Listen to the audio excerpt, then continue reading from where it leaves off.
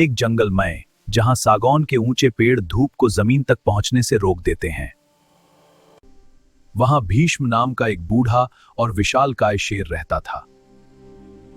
भीष्म अब शिकार नहीं करता था, लेकिन बड़े बड़े शिकारी जानवर भी उसके पास से गुजरते वक्त अपनी आवाज धीमी कर लेते थे। उसी जंगल में एक युवा तेंदुआ था, आरव। आरव फुर्तीला था, ताकतवर था, लेकिन बहुत ही अशांत था। उसे लगता था कि वह जितनी मेहनत कर रहा है उसे वैसा फल नहीं मिल रहा। एक शाम लगातार 3 बार शिकार चूकने के बाद आरव हताश होकर भीष्म के पास पहुंचा। बाबा, मैं थक गया हूं। मैं इस जंगल का सबसे तेज दौड़ने वाला शिकारी हूं, फिर भी आज खाली पेट हूं। कभी किस्मत साथ नहीं देती तो कभी यह जंगल मेरे खिलाफ हो जाता है। क्या मेरी मेहनत का कोई मोल नहीं? भीष्म ने अपनी बूढ़ी आंखें खोली और शांत स्वर में कहा, आरव, नीचे झुककर उस सूखी लकड़ी को देखो। आरव ने देखा, वहां एक लाल चींटी एक मरे हुए झींगुर को खींचने की कोशिश कर रही थी। झींगुर चींटी से आकार में कम से कम 50 गुना बड़ा था।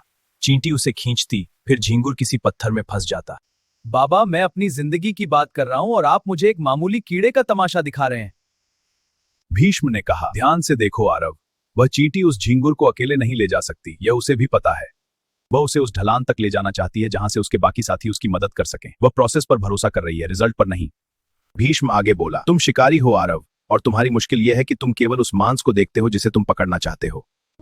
तुम उस हवा को नहीं महसूस करते जो तुम्हारे आने की खबर हिरणों तक पहुंचा देती है।